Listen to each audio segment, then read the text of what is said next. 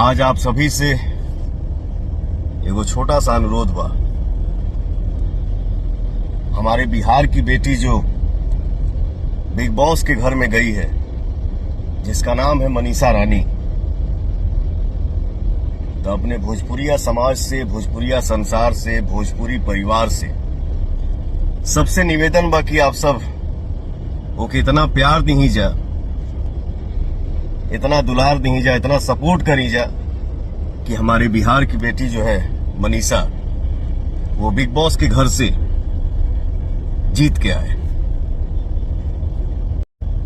आज आप सभी से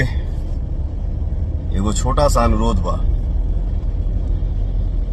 हमारे बिहार की बेटी जो बिग बॉस के घर में गई है, जिसका नाम है मनीषा रानी, तो अपने भोजपुरिया समाज से, भोजपुरिया संसार से, भोजपुरी परिवार से सबसे निवेदन बा कि आप सब ओके इतना प्यार दी जा, इतना दुलार दी जा, इतना सपोर्ट करी जा कि हमारे बिहार की बेटी जो है मनीषा, वो बिग बॉस के घर से जीत के आए।